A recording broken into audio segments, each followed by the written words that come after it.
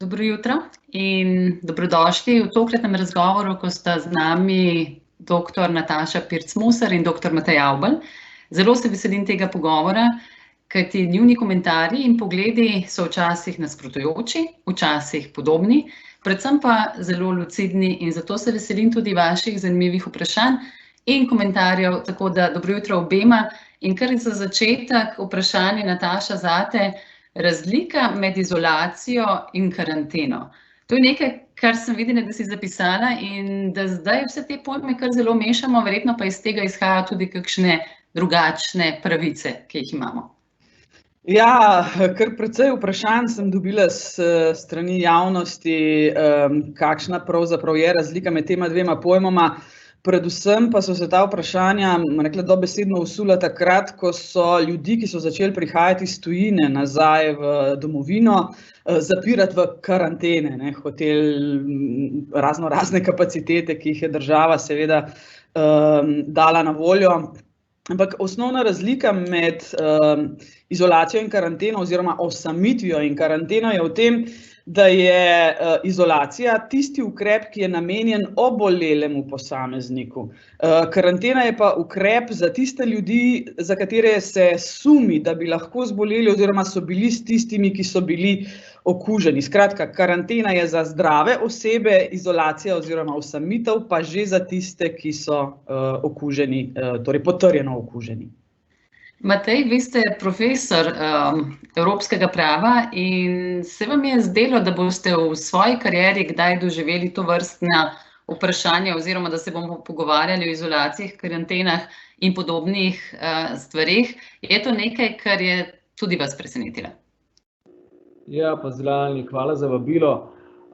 Absolutno me je to presenetilo, tako kot mislim, da je to presenetilo večino povprečnih državljanov na zahodu, v tem našem prvem svetu.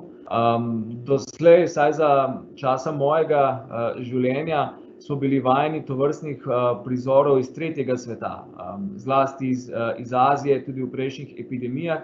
In mogoče je ta zahodni človek se tudi malo razvadil in bil prepričan, to se nam ne more zgoditi, nemogoče je, da bi nam omejili gibanje, da je bila mesta prazna. Sam se natančno spomnim še, kako sem v neki debati razpravljal, to je pravzaprav, kako bomo pa mi to storili, to je nekaj nezamisljivega pri nas. In glej ga zlomka, v roku 14 dni se nam je zgodilo točno to po tisti razpravi in zdaj smo v tem že 3 tedne, če ne.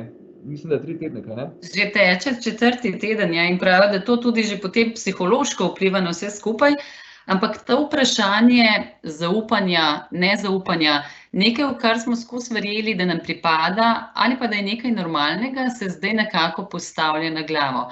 Nataša, vprašanje zaupanja tudi z vidika tega, da nam nekaj pripada in potem se to vzame in se temu kar predamo. Ali meniš, da bomo imeli zdaj še večji izziv, kajti vemo, da v Sloveniji tako ali tako, tudi po Eurostatu smo zelo nizko na lestvici zaupanja, ne samo do države, ampak tudi pravzaprav do marsičesa. Kako bo to rezultiralo na ta naš pogled in občutek zaupanja, nezaupanja? Jaz osebno menim, da je treba glavnino pozornosti posvetiti temu, da bomo prebivalci in prebivalke Slovenije zaupali vladi v teh kriznih razmerah, tudi zakonodajalcu, seveda ne nazadnje, skratka politiki. Tukaj se mi zdi, da se pravzaprav kreše največ mnenj.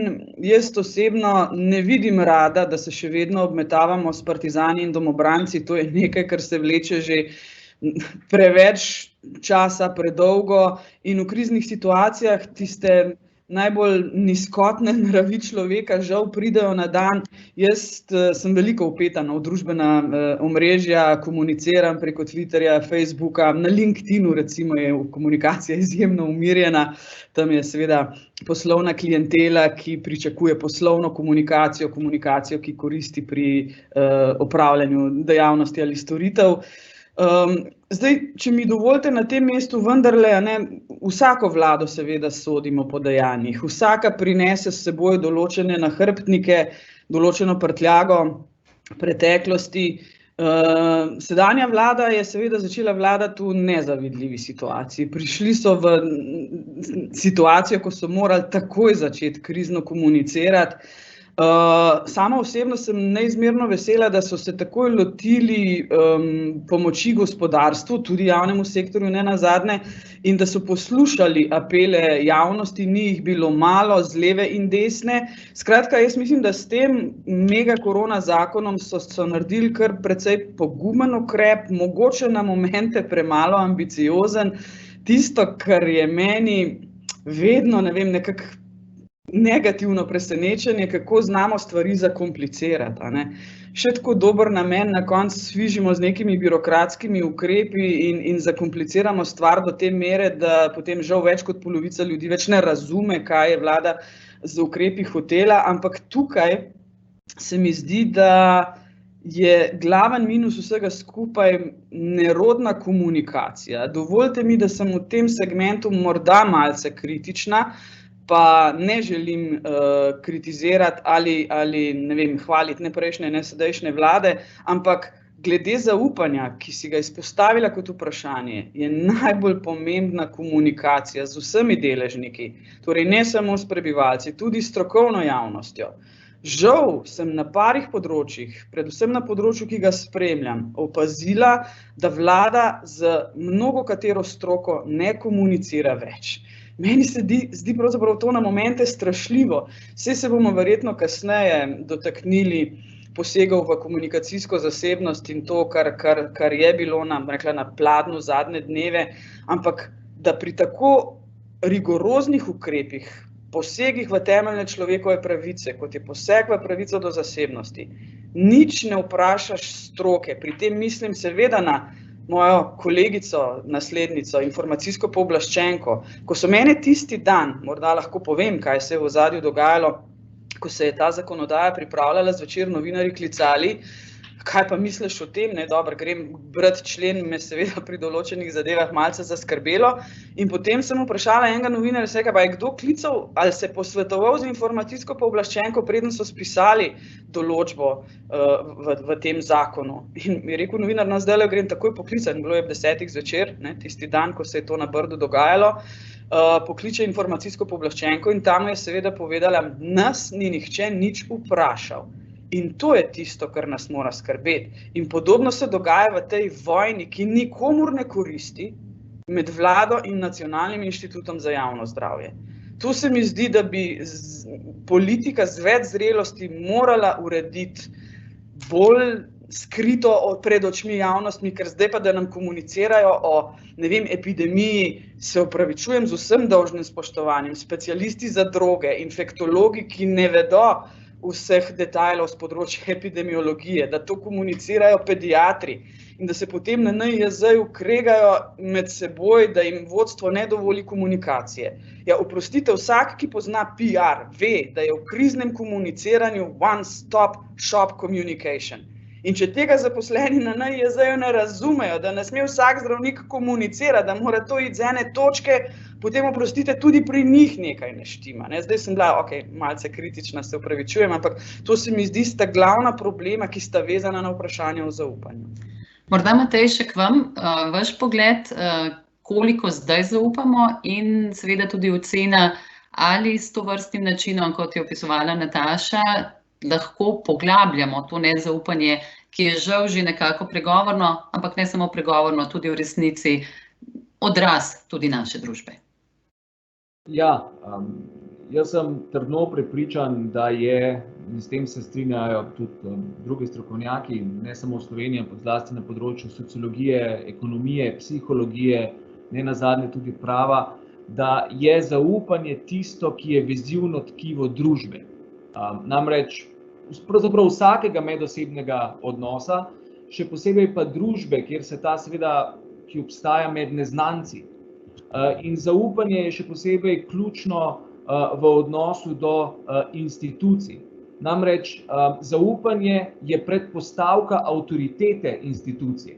Mi bomo svoje razloge za delovanje ali pa nedelovanje zamenjali s tistim, kar nam neka institucija veleva, samo če bomo mi tej instituciji zaupali. Seveda pa bomo instituciji zaupali, če se bo obnašala kot institucija, če se bo obnašala institucionalno, tako kot je opisala tudi Nataša, In jaz že dolgo časa opozarjam v slovenskem kontekstu, da mi imamo temeljni problem z institucijami, da imamo neke vrste opravka z neko institucionalno dekadenco, kjer so institucije šibke, fragmentirane, napolnjene z posamezniki, ki niso nujno najbolj strokovni ali pa se ne vedejo v pričakovanju z pričakovanjem institucionalnega vedenja. In to je potem, točno to je potem tisto, kar po družbi med državljani, v odnosu med državljani, oblastjo in državo kot tako potem vzpostavlja ozračje nezaupanja in to potem družbo spreminja v skupke parcialnih interesov, kjer se vsak samo še zavleče v svoj kokon, družba kot takšna pa potem ne funkcionira. In posledično zgolj še s prstom kažemo drug na drugega in prihaja do medsebojnih obračunavanj, bodisi po socialnih omrežjih, bodisi skozi medije, bodisi skozi politiko. Mislim, da je odsotnost nezaupanja, odsotnost zaupanja je glavni pokazatelj nezrele družbe. In če je družba nezrela, se zelo težko bori z krizami, tudi takšno, kot je današnja. Ampak tukaj morda Nataša omenila pomen one-stop shopa v smislu kriznega komuniciranja, skratka ene točke, od koder gre vse naprej, verjetno poskus z gospodom Jelkom Kacinom, ki smo mu v času pridobivanja naše neodvisnosti zelo zaupali. Je bil to dober poskus? Ocenjujete, da smo na ta način povečali našo stopnjo zaupanja? Kar mene včasih zmoti je, da se na nas državljane obračajo na način, niste bili pridni, zato ostanite doma. Ali vendarle ne gre svojim državljanom bolj zaupati? Morda najprej k tebi, Nataša. Zdaj govoriva o zaupanju na drugo stran. Najprej smo govorili o zaupanju nas do tistih, ki nam vladajo. Ja, tudi to, kar si ti izpostavila, da bi morala vlada nam bolj zaupati, da bomo, ubogali in poslušali, kaj nam govorijo. Tudi tukaj mogoče malo pogrešam ta moment. Mogoče se je tudi govorec Jelko Kacin vse prevečkrat postavil na ta paternalistični model, zdaj tukaj sem jaz oče, poslušajte me, vi otroci. Sama osebno, pa res ne mi zameriti, ne vem, če je bila izbira Jelka Kacina kot govorca za to situacijo primerna. Jelko Kacin je bil izvrsten govorec, koliko je zdaj to, 30 let nazaj, in takrat, se opravičujem, je bila kriza po mojem mnogo hujša, kot je, dobro, grozila nam je vojna, bili smo v vojni, bila je kratka, ampak mislim, da je vlada tudi spoznala v določenem trenutku, da mora tudi z govorci nagovarjati različne javnosti. Če Jelko Kacin recimo lahko vpliva na mojo mamo, morda še name, na mojega sina in na mlajše verjetno ne več.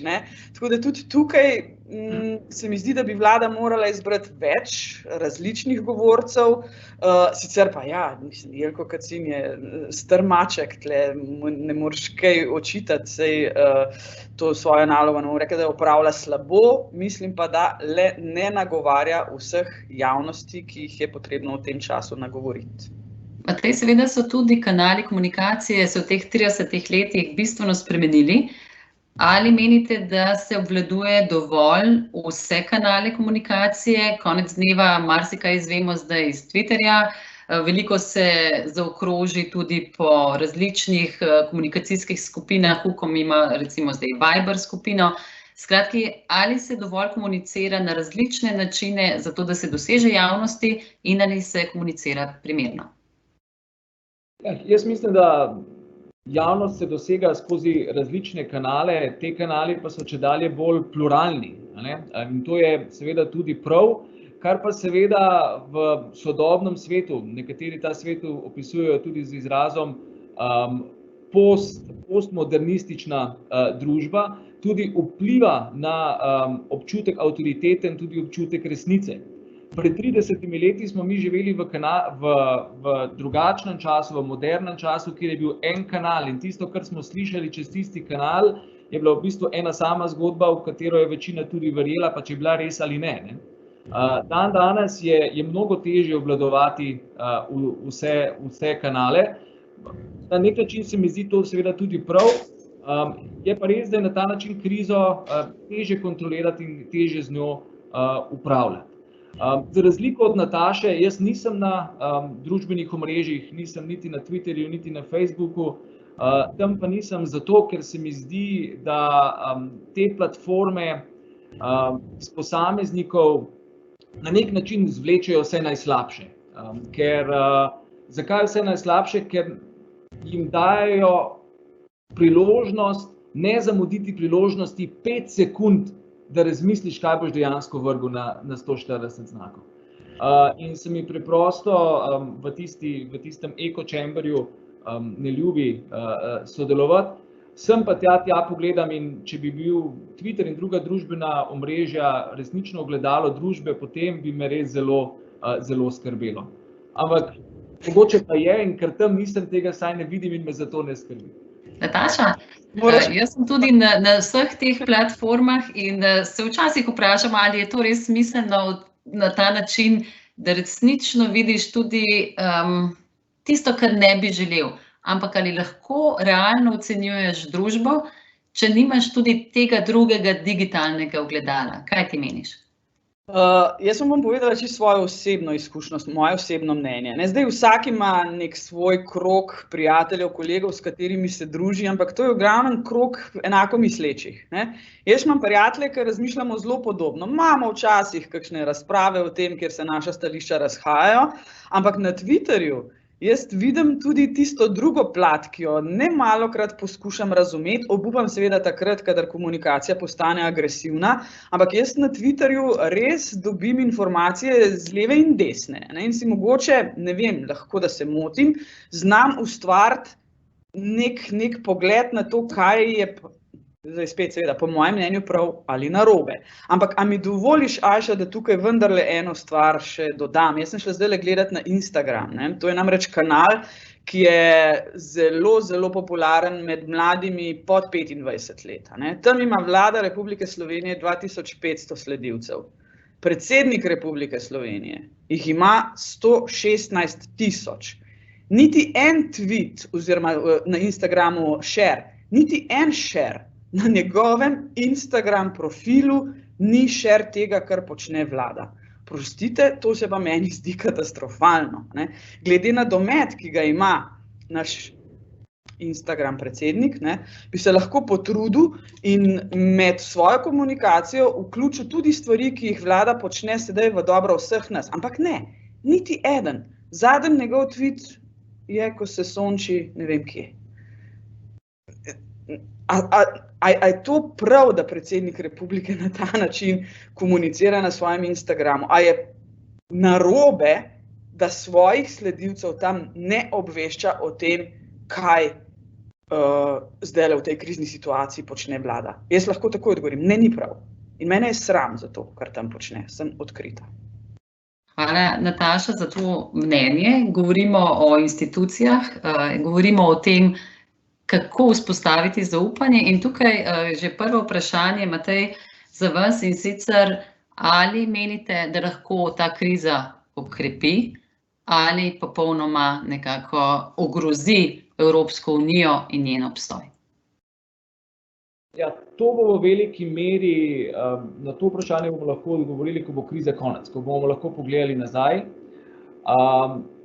Projekt evropske integracije je bil tradicionalno organiziran kot utilitarni projekt. Torej, v kolikšni meri je Evropska unija koristna ali pa vsaj percipirana kot koristna za njene države članice, za njene državljane.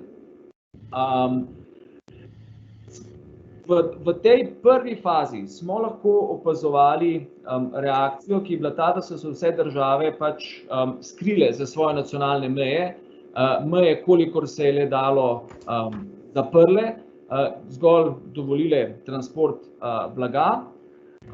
Na ta način seveda to ni v sozvočju z temeljno idejo evropske integracije, je pa treba pa hkrati poudariti, da je ta situacija nekaj, ki jo pravo Evropske unije predvideva. Namreč ob izbruh nalezljive bolezni je eden od pravno upravičenih razlogov za zapiranje meja, tudi za diskriminacijo na temelju državljanstva in tako naprej. Tako da naši poslušalci, gledalci ne smejo biti zavedeni, da je zaradi tega Evropska unija na robu propada. To je nekaj, na kar na to izjemno situacijo pravni red Evropske unije računa. Zdaj, hkrati je pa namen Evropske unije od nekdaj že tudi zagotavljati, da Evropska unija zagotovi tisto, česar države članice same ne morejo. Torej, to je neka nadgradnja nad državami. In ta kriza bo gotovo povzročila večje pretrese v zdravstvenem sektorju in še večje pretrese v ekonomskem sektorju. In tukaj zdaj srednjeročni obstoj Evropske unije je seveda odvisen od tega, kakšne mehanizme za boj z ekonomsko in zdravstveno krizo bo Evropska unija na supranacionalni ravni razvila. Zdaj, tragedija odgovora na to vprašanje pa je, da je vse to odvisno od držav članic. Kajti države članice so tiste, ki morajo pristojnosti prenesti na EU, če jih še niso, in prav področje zdravstva je tisto, kjer so pristojnosti izrazito v rokah držav članic. Evropska unija ima zgolj tukaj na nek način pristojnost koordinacije, spodbujanja, neko mehko pravno pristojnost, ker so države ljubosumno čuvale svoje zdravstvene sisteme. Zdaj se je izkazalo, da države še najmanj na zdravstvenem področju niso samozadostne, bolezen pa ni samo evropska, ampak je globalna. Torej, jaz tukaj napovedujem, da bo treba za srednjeročni obstoj Evropske unije več pristojnosti z nacionalne ravni prenesti tudi na področju zdravstva. In takisto na ekonomskem področju bo gotovo treba okrepiti tudi ekonomske pristojnosti unije z vidika še večje centralizacije, ne samo monetarne politike, ampak najbrž tudi fiskalne. In vsi si lahko predstavljamo, kakšna težka vprašanja in kakšne težke politične odločitve, tudi v smislu transnacionalne solidarnosti med bogatim severom in jugom, to potegne za seboj. Tako da ta kriza še ponuja za Evropsko unijo še en izziv več. Če ga bo Unija uspela uspešno nagovoriti, potem je njen obstoj v srednjeročni perspektivi bolj zagotovljen. Če pa se bo izkazalo, da temu ne bo tako, bomo pa te zidake integracije, ki jih je nažrla že prejšnja kriza, ekonomska, pa še migrantska, bomo pa te zidake še bolj zvlekli ven in celotno stavbo še bolj zrahljali. Nataša, je tvoj občutek, da ta želja, ki je verjetno nekako nam urojena, ko te postane strah, da se obrneš k sebi, začneš varovati samo svoje, konec dneva, zdaj smo vsi v svojih domovih, varujemo samo svojo družino, samo svoj dom. Je to tudi nekaj, kar se lahko dogaja državam, da se pretirano začne obračati navznoter, skrbeti samo zase in nekako poskušajo biti varovalci svoje lastne skupnosti, hkrati pa pozabljajo, da s tem morda še bolj ogrožajo svoj lasten obstoj, če so del neke integracije. To je točno to, kar je Matej rekel. To je v škodo Evropski uniji kot skupnosti, ki naj bi delala v skupno dobro vseh 27 držav članic. Jaz žal opažam, da je Evropska unija spet zamudila priložnost, da bi poenotila stališča in ukrepe. Jaz imam zelo slabo izkušnjo iz časov migrantske krize. Takrat sem bila predsednica Rdečega križa, če se spomnite, ko je čez Slovenijo dnevno šlo med 10 in 15 tisoč migranti. In takrat Evropska unija tudi ni odreagirala, ne samo, da ni odreagirala pravočasno, tudi takrat, ko je odreagirala premedlo. In tudi v tej situaciji, v kakršni smo danes, jaz nedvomno pogrešam nek ukrep, ki bo skupen. Ne vem, mislim, da smo nekaj govorili o nekih skupnih nabavah mask, pa nič ne vem, a se je to še zgodilo ali ne. Zdaj se dogaja celo tako, da države zapirajo mejo druga pred drugo in ne pustijo mask na kamionih, ki gredo v drugo državo članico. Skratka, spet tako kot pri posameznikih, se mi zdi, da tudi pri državah zdaj prihajajo na dan tista najbolj negativna državna čustva, če lahko temu tako rečem. Skratka, EU birokracija si na nek način, po mojem, ne upa prevzeti odgovornosti, niti iniciative, pa bi jo lahko, oziroma ne lahko bi jo celo morala. Morda je izjema ECB, ne vem, Evropska centralna banka, ki moram reči, zaenkrat še razmišlja o mehanizmih pomoči, ampak mislim, da bodo oni tisti, ki bodo seveda morali poskrbeti za to, da bo denarja v obtoku dovolj, da bodo vse države članice Evropske unije preživele to krizo. Zdaj, iskreno, razočaranje so tudi reakcije nekaterih posameznih držav, če mi dovolite, da rečem, da se izrazim v prispodobi, ki so se začele preprosto obnašati tako, kot da so na potapljajoči se ladji s premalo rešilnimi čolni, in potem nekatere države želijo, tako kot na Titaniku, da so čolni rezervirani samo za potnike prvega razreda. Med njimi žal Nizozemska, sem strahotno presenečena, da je Nizozemska med tistimi državami članicami, ki pravzaprav blokira vsako idejo skupnega mehanizma. Na začetku je še Nemčija bila precej zadržana, ampak se mi zdi, da so se v Nemčiji stvari precej spremenile. Nizozemska pa kot nek, ne vem, samotni jezdec vztraja na svojih, se opravičujem, se mi zdi pretirano trmastih stališčih. Hvala, in bomo šli zdaj malce k vprašanjem, ki jih dobivamo. Morda, Matej, za vas se bojite, da bi izredne razmere, ki smo jih priča, podaljšali in te ukrepe predolgo? In celo vprašanje, ali obstaja strah, da bi se lahko to vlada izkoristila v svoj prid. Že samo vprašanje je verjetno kaže v nezaupanje, kajti zakaj bi bilo to v prid, pa vendarle, Matej, vaš pogled na to. Ja, pri nas v Sloveniji imamo dejanske izredne razmere, nimamo pa izrednega stanja v pravnem smislu. To sem jaz tudi javno pozdravil, sploh v družbi, v kateri vlada tolikšno medsebojno nezaupanje, sploh pa nezaupanje med določenimi političnimi bloki. Saj svoje vrednostne percepcije sem jaz zaznal tudi v medijskem poročanju, zelo veliko namigovanj, da bo pravzaprav ta kriza pravzaprav priložnost za neke vrste orbanovski scenarij, za vzdrs v avtoritarno državo, da je to že neke vrste tiha diktatura. Zato se mi je zdelo tudi politično preudarno, da izredno stanje kot takšno po ustavi ni bilo razglašeno, kar pomeni, da oblast ne more razveljavljati človekove pravic, lahko pa jih seveda omejuje toliko, kolikor je dopustno v rednem pravnem stanju. Vsaka človekova pravica je omejena s pravico drugega, z drugimi javnimi interesi, na sorazmeren način, in seveda v tem rednem stanju so tudi zagotovljene vse ustrezne kavtele in pravno varstvo, nadzor v upravnih in sodnih postopkih, če seveda sodišča delajo. Tako da zadeva pravno gledano je pri nas takšna, da praktično vsi ukrepi temeljijo na Zakonu o preprečevanju nalezljivih bolezni, ki ima eno tako zelo odprto določbo. Nihče ni zaenkrat še trdil, da bi bila neustavna. Ta določba seveda otežuje vladanje, lahko poraja vprašanje načela zakonitosti, legalitete. Mislim pa, da v tem stanju ne moremo govoriti o tem, da bi tako izrednost. Ti ukrepi so nujno tudi časovno omejeni, na to, kolikor bo pač ocenila stroka in priporočila vladi, tako da ne moremo govoriti o tem, da bi se vzpostavljali neki zametki avtoritarnosti, ki bi potem lahko zdržali tudi na dolgi rok, po mojem prepričanju. Nataša, bom tudi tebe prosila za odgovor na to vprašanje, pa vendar dodala še enega. Kar nekaj državah so že uvedli aplikacije, ki sledijo tistim, ki so okuženi, in to je tvoje področje. Če morda poleg pogleda na to, ali lahko te izredne razmere, kot je Matej že razložil, v dejanskosti, ne pa v pravnem smislu, lahko traja predolgo, lahko to začne kdo izkoriščati v svoj prid, in seveda vprašanje aplikacij, ki sledijo okuženim.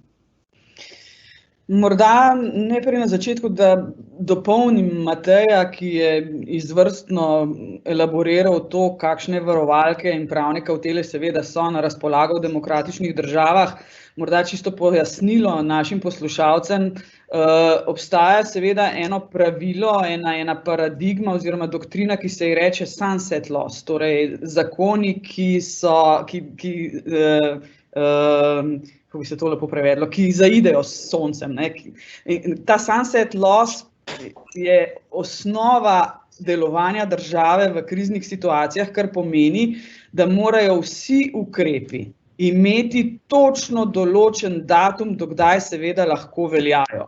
In v takih primerih sem jaz izjemno previdna, ko gledam prehodne določbe, in moram reči, da v tem anti-korona mega zakonu je seveda ta določba bila. V čem je razlika med klasičnim zakonom in sunset zakonom? Klasičen zakon velja, dokler velja, pač ima nedoločen čas trajanja in se ga seveda lahko popravlja, dopolnjuje, sprejme novega, potem v tem novem zakonu zapišeš, da stari zakon ne velja več. Zakoni, ki se sklepajo v kriznih situacijah, morajo imeti pa po defaultu omejen rok trajanja. In to je ena od glavnih varovalk, da se takšni ukrepi seveda ne morejo uporabljati v nedogled oziroma predolgo. Zdaj, ne vem, ali ćem že zdaj zlaborirati vse v zvezi z sledenjem po mobilnih telefonih, verjetno bo še v tej naši, mislim, da urici časa druženja na voljo nekaj minut, da o tem kaj več povem še kasneje, ampak glede na vprašanje, ki si ga zastavila, naj takoj na začetku povem, da sem v vseh svojih reakcijah na 104. famozni člen, ki je zdaj iz tega zakona seveda letel ven zaradi številnih kritik, da sem takoj na začetku povedala, da nisem a priori proti temu, da se določeni ukrepi seveda izvedejo. Po tistem, ko sem pa šla brati dikcijo člena, me je pa seveda zaskrbelo, kako zelo nejasen je.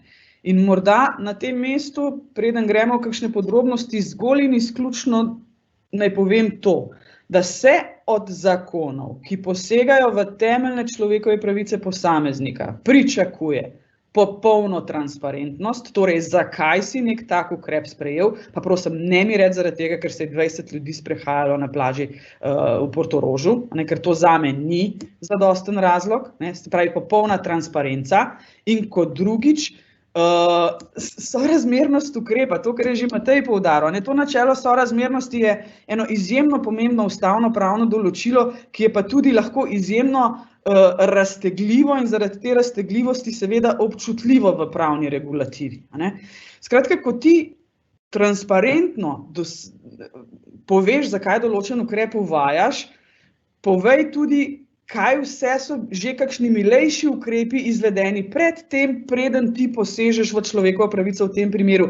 Ne samo do zasebnosti, tudi omejitev svobode gibanja je tukaj, in ne nazadnje nedotakljivost stanovanja. Tudi ta določba je bila v 103. členu, ki je k sreči letela ven.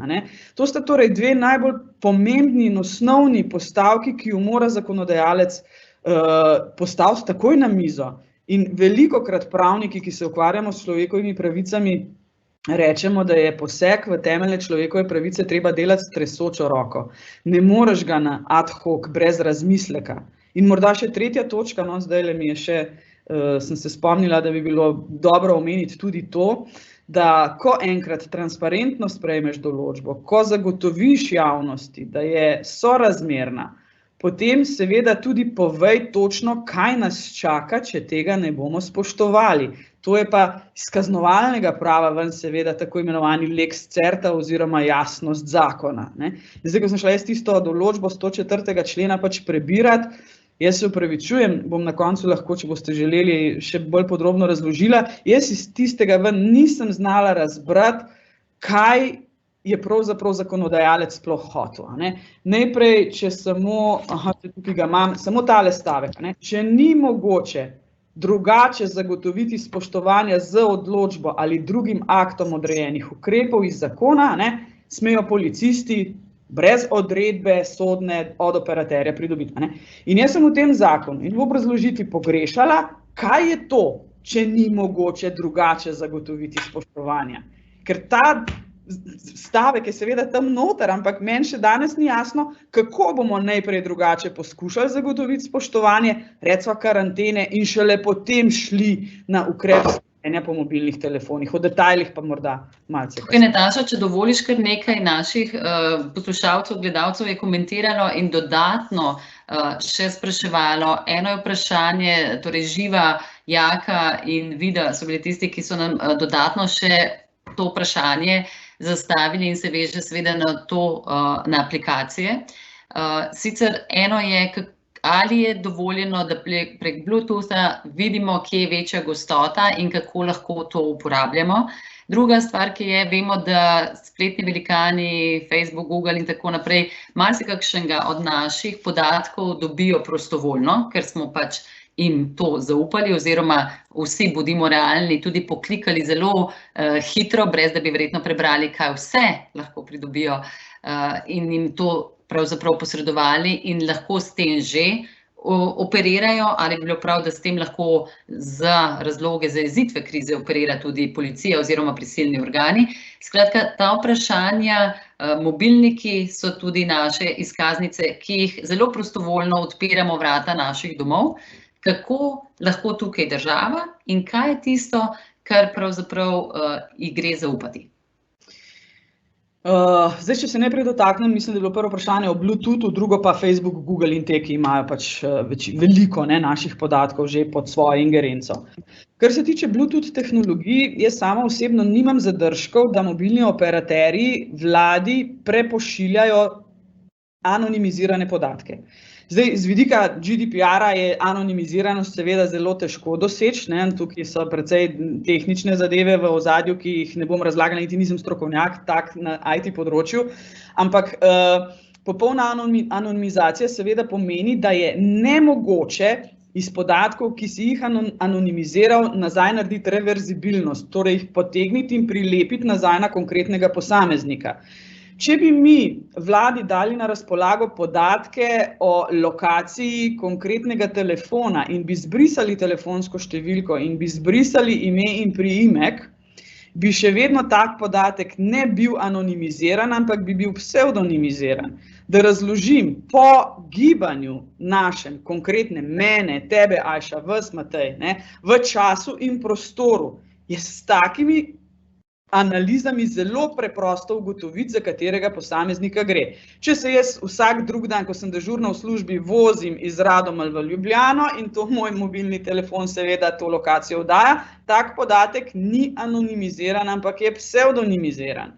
Če pa mi znamo vladi dati na razpolago določene agregirane podatke in jim ne dajemo podatkov, ki so vpeti v čas in prostor, ampak jim damo podatek Ljubljana ob 3:45 na trgu, ne vem, tem in tem, kjer vlada lahko na ta način kontrolira, kje se, ne vem, zbira velika količina ljudi, kaj gre v tem primeru narobe pri ukrepih. S takimi podatki pa preprosto nimam popolnoma nobenih težav. In te podatke že Google sam daje na razpolago državam. Mislim, da je že celo analizo naredil za Slovenijo, kjer je zelo natančno zanaliziral upad gibanja ljudi po Republiki Sloveniji. Še zadnje vprašanje na to temo, Nataša. Prosti, nisem še na ta drugega odgovorila. Facebook in Google. Dodam še enega in potem prosim odgovori na oba. Kako pa je, ker se verjetno nekoliko povezujeta, če prostovoljno nekdo pristane na to, da mu sledijo z mobilnikom v interesu tega, da recimo mu ni potrebno iti v izolacijo ali v interesu tega, da tudi sam prispeva na nek način k zajezitvi epidemije? Bom najprej odgovorila na še tisto vprašanje od prej. Facebook in predvsem Google. Google spremlja na podlagi lokacijskih podatkov ogromno enih informacij pridobil ta način. In razlog je popolnoma preprost. Tisti, ki želimo uporabljati aplikacijo Google Maps, moraš seveda takrat lokacijo vklopiti, da ta aplikacija dela. Jaz sama, pa recimo, da sem majčken fijakarski konj v čuvanju svoje zasebnosti, svoje lokacijske podatke razdajam aplikacijam zgolj in izključno takrat, ko jih potrebujem. Namreč moje lokacijske informacije so vedno izklopljene, če ne uporabljam Google Maps ali kakšne druge aplikacije, ki lokacijo želi. Kaj pa je bistvena razlika med Googlom, Facebookom in državo? Morda lahko ponazorim samo z enim stavkom. Google vam ne bo potrkal na vrata, če bo ugotovil, da je nekaj narobe. In tukaj je ta preskok iz obdelav podatkov v big data providerjih, kot so ti omenjeni, in preskok v vlado, državo s svojim represivnim aparatom. Zdaj, če govorim še na vprašanje o prostovoljnosti, torej določba 104. člena je seveda govorila o tem, da naj bi posameznik sam privolil v to, da se ga sledi po aplikaciji.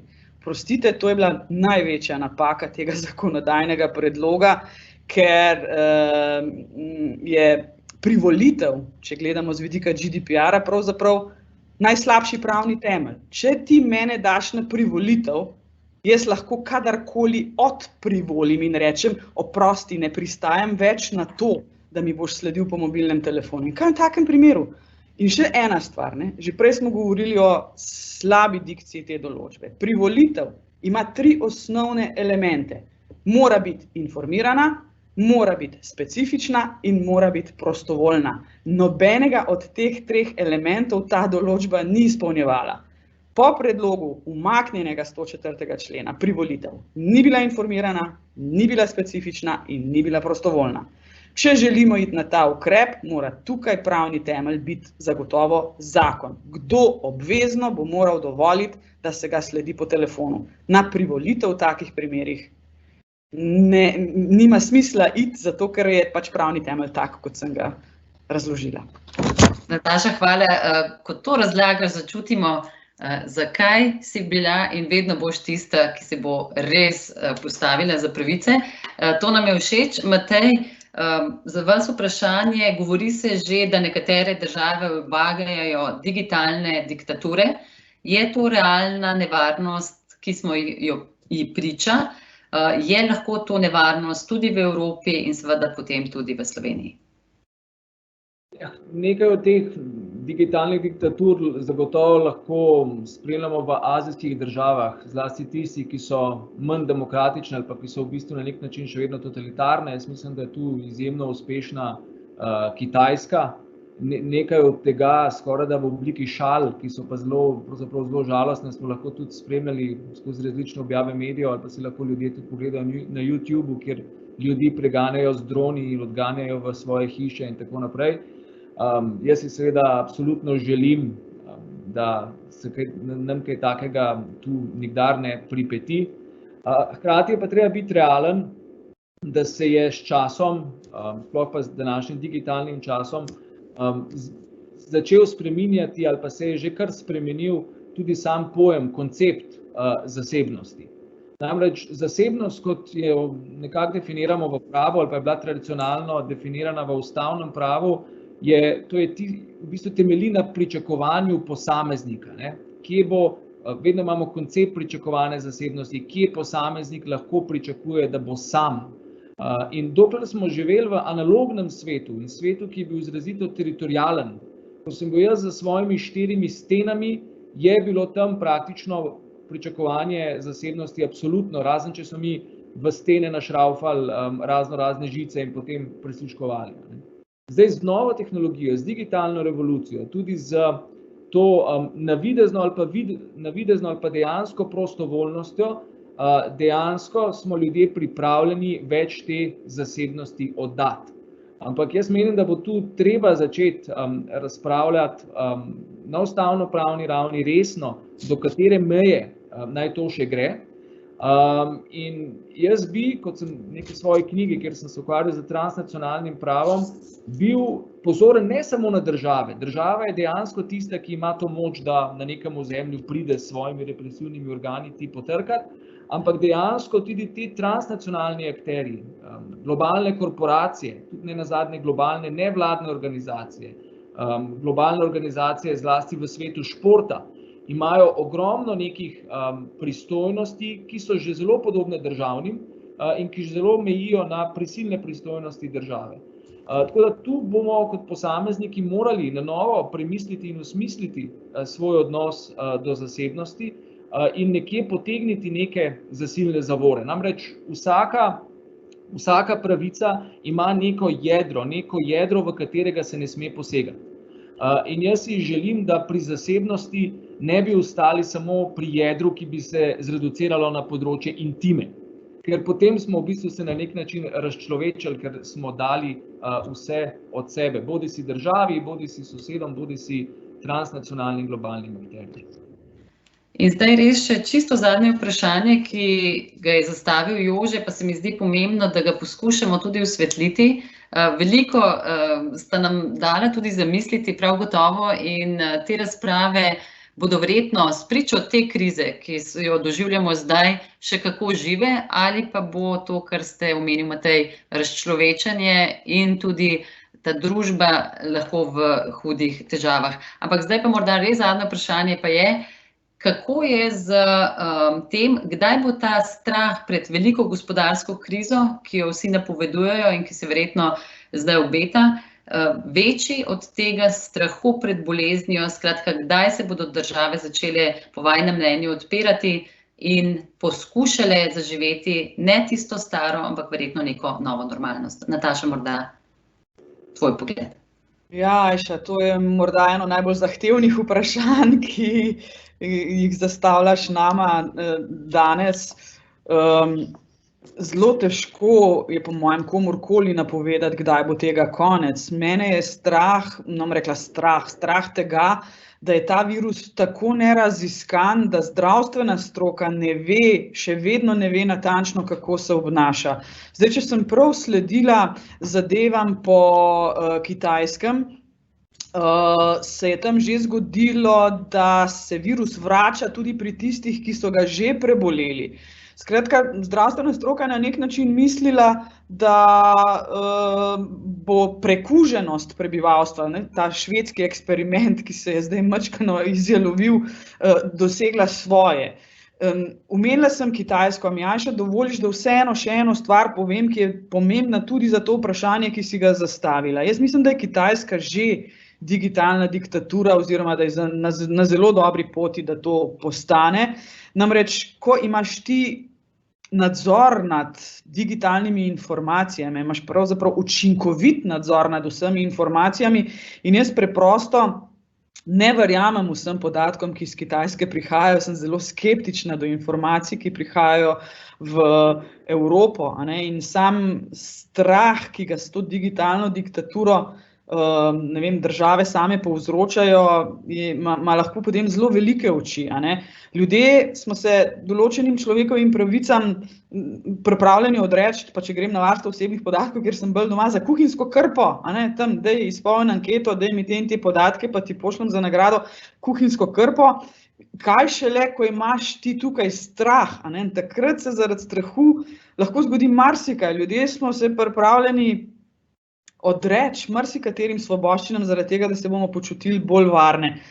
Sej verjetno že malce oguljena ta fraza, ampak eden od nekdanjih ameriških predsednikov je rekel, če se bomo odpovedali zasebnosti za to, da bomo imeli večjo varnost, bomo na koncu izgubili oboje. To je neka mantra, ki jo moramo imeti v svojih glavah.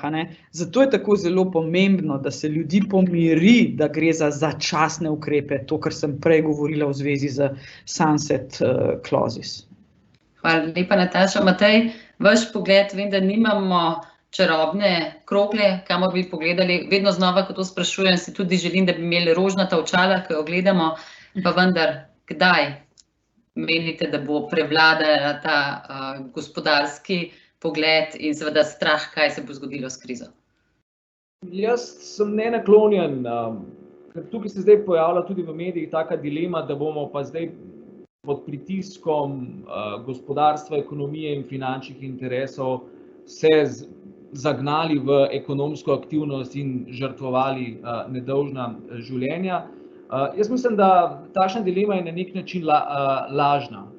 In tudi o strahu, jaz nisem pristaš teorije strahu, jaz bi tukaj raje dejal, da tisto, kar potrebujemo, da moramo najprej razumeti, zakaj smo se sploh zaprli v svoja stanovanja, zakaj smo sploh uvedli to, v laičnem jeziku zdaj govorimo karanteno, zakaj smo ugasnili javno življenje in ekonomsko življenje. Javno in ekonomsko življenje smo ugasnili zato, ker smo želeli doseči dva cilja. Prvič, zaščititi najbolj ranljive v tej družbi, ki bi jih ta virus gotovo pokončal na najkrajši rok, in v isti sapi zaščititi tudi zdravstveni sistem pred kolapsom. In zdi se, da nam in tudi določenim sosednjim državam in morda tudi v globalu je nam uspelo v tem relativno kratkem času, hvala Bogu, ta dva cilja nekako do neke mere doseči. Zdaj pa jaz mislim, da vsaka odgovorna družba mora iti zdaj korak naprej in se vprašati, kako v kontekstu seveda zaupanja, prepotrebnega zaupanja, najti pravo mero med tem, da bomo vendarle vzdrževali tudi neko kakovost življenja, blagostanje, da se bodo ljudje lahko samo uresničili v družbenem in ekonomskem življenju in da pri tem ne bomo seveda žrtvovali prevelikega števila nedolžnih ranljivih skupin in da bo zdravstveni sistem še vedno ostal stabilen. Hkrati pa moramo v to enačbo, nesrečno, težko enačbo, fakturirati tudi nekaj, na kar mi kot zahodna družba polna blagostanja pozablja. To je smrt. Smrt je gotovo dejstvo. Gospod Natašo so naju naučili mors certa, ora incerta, dies certum, ora incerta. Mi smo imeli pred to krizo nek občutek, pa tudi sicer, da je smrt nekaj, kar se nam ne more zgoditi. Potem pa so se začele valiti zgodbe o tisočih umrlih samo zaradi tega v Italiji in tako naprej.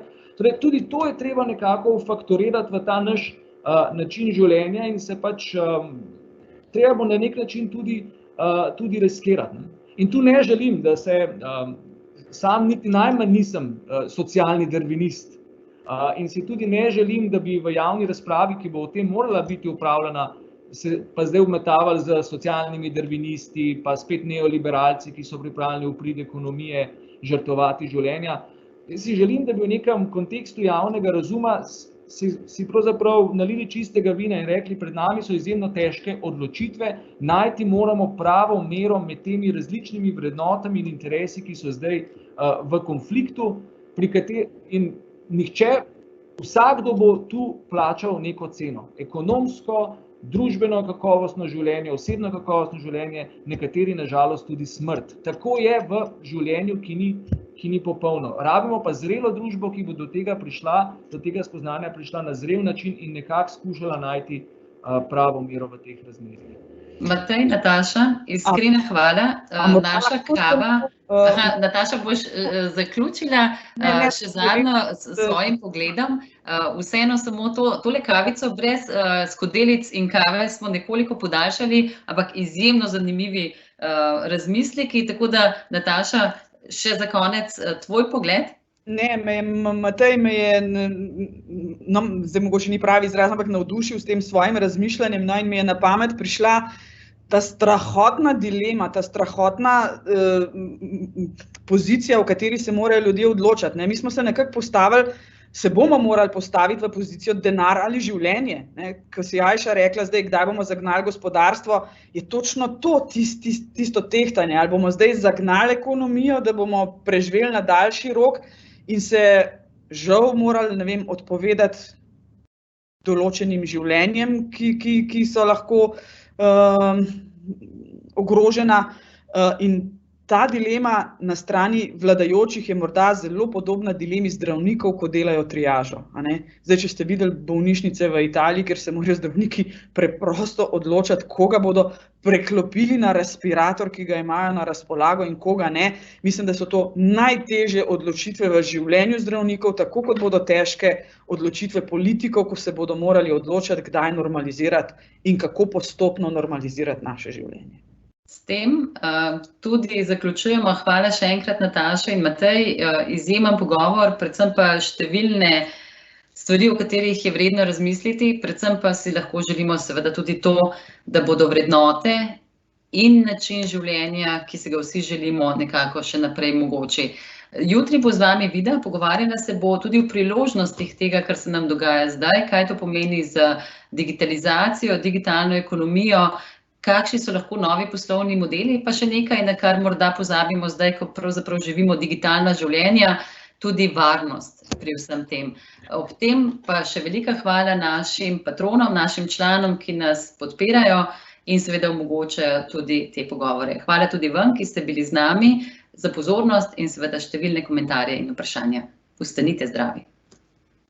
Srečno.